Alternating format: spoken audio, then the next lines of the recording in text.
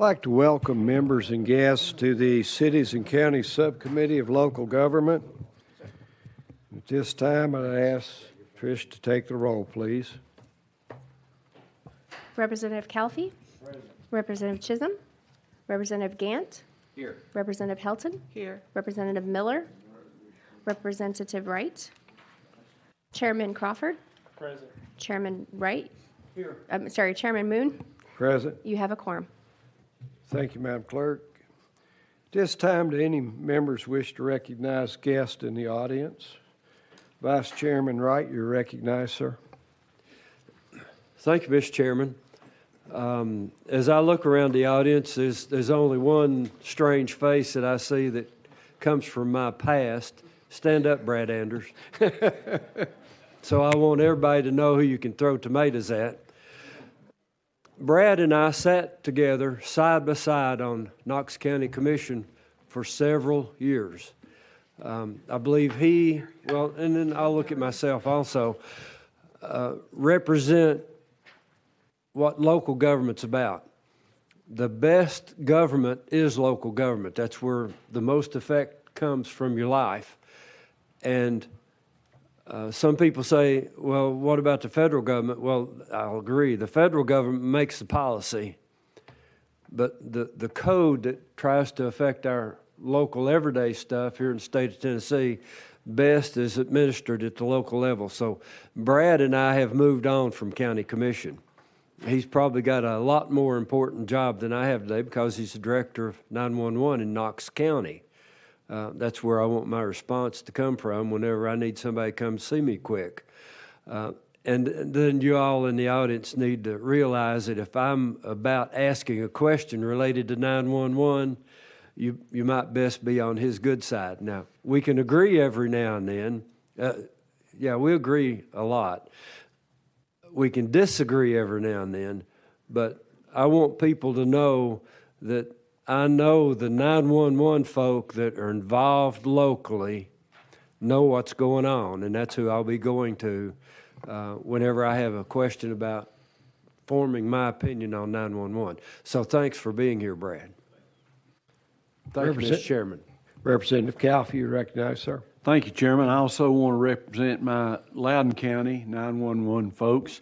Ms. White, the director, and her assistants here. So likewise, we want them right around the corner when we need them. Thank you. Representative Helton. Thank you, Mr. Chairman. I'd like to recognize the Hamilton County 911, the Executive Director, John Sturmer, and also Jeff Carney. Thank you so much for what you do.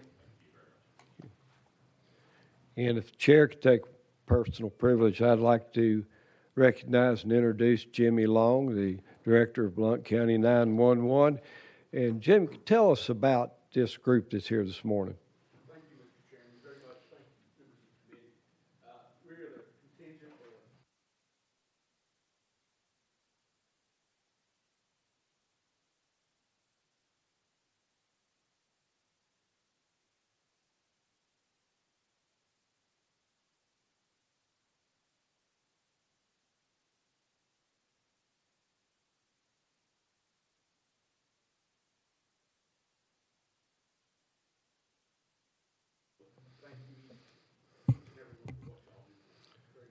Thank you, Director Long.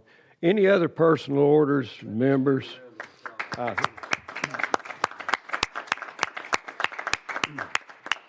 Any other personal orders? Seeing none, we will start with our calendar. First on the calendar is House Bill 1684. motion on the bill. Majority Leader Lameth, we have a motion and seconds properly before us. Mr. Leader, you're recognized on House Bill 1684. Thank you, Mr. Chairman, and thank you, members, for the motion and the second. And this is a very simple bill. Inadvertently, several years ago, we removed out of the statute the requirement that a local county official or city official would declare a conflict if they have a conflict when voting on the budget or some other type of funding item that would be on their calendar. So this just puts it back in. It doesn't say they can't vote. It doesn't say they can't run. There are plenty of bills out there, and I'm sure this committee will consider all those this year.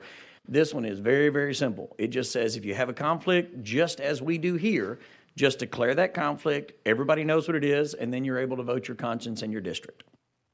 Any questions for the sponsor. Vice Chairman Wright, you're recognized, sir. Thank you, Mr. Chairman. Thank you, Leader. I'm making a comment that's going to be a broad statement. In the summary, I'm going to read from the summary. Members of the legislative body of a county who is also an employee of the same county. That's on my calendar. The thing that I believe you're bringing to me is something that I also agree with you in from the point of view an employee of the county being a member of the legislative body. To me, that gives me heartburn. I don't think employees of the county should be members of the board of directors. I believe that needs to be an independent view. And I also understand that this is not an administration bill, this is your bill. I appreciate you bringing this forward, and I'm totally in support of it. And from the words I've just spoken, I want people to know that I'm looking for more change than just this workaround. Thank you for bringing this at this time. Representative Leader, do you have a response, sir? No, sir. Again, I know there are much deeper issues that can be debated. This is just a very simple issue, and it's come up several different years. I had a bill like this a couple of years ago, and I know that there are many other weighty issues to consider in this realm. But if you have a conflict, to me, just be transparent about it. Go ahead and announce it, and then everybody knows. And it just makes it very simple. And then again, if this committee decides to do more, that's entirely up to y'all. But this bill is just very simple. It's about declaring the conflict. Representative Calfee, you're recognized. Thank you, Mr. Chairman. Thank you for this, Leader. Like Representative Wright, I spent a lot of time on the county commission, and one of my good friends, my first experience in county government was on the fire board for our 5 volunteer fire departments, and it was a total mess back in 1980. I mean, it was a mess.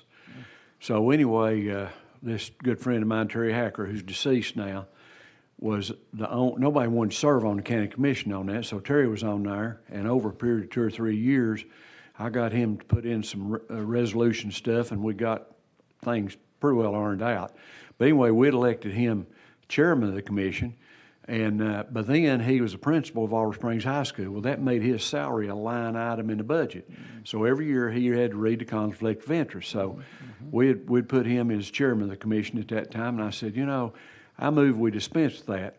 Everybody in here knows he's lying when he says he's voting the constituents' wishes. He's voting the school board's wishes. But I don't have a problem with that because they keep reelecting him.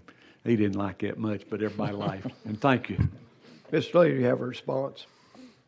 No response, Mr. Chairman. I would just ask for y'all's support. And again, I know there's lots of different issues to talk about on this one. This one's just kind of simple. Chairman Crawford, you're recognized. Mr. Chairman, I've got a question, and I guess for you, is this his very first bill? Out of order, out of order. Are there any other questions? It is this for year, the Mr. sponsor? Chairman. It is this year. This time, is there objection to the question? Hearing no objection, we're voting on House Bill 1684. All in favor say aye. Aye. Opposed say no. The ayes prevail. House Bill 1684 moves to the next available calendar local government. Thank you, Mr. Chairman, members of the committee. Next bill is House Bill 1728 by Vice Chairman Bond. Is there a motion on House Bill 1728? We have a motion and a second. Vice Chairman Vaughn, you're recognized on House Bill 1728, sir. Thank you, Chairman Moon. This bill makes 2 changes to our public finance statutes. Currently, local governments are required to notify the comptroller when they change or reissue general bonds, general obligation bonds, but they are not required to tell the comptroller when they reissue revenue bonds. This would move the revenue bond status to be similar or parallel to general obligation bonds in that local governments would need to notify the comptroller if they make a change or reissue them. The second change that this bill would make has to do with the reporting requirements of utility authorities. When utility authorities issue bonds or notes, they're required to publish in every county that they serve within 7 days information about those bonds from the comptroller. This has become more difficult because papers are in circulation less than they used to be.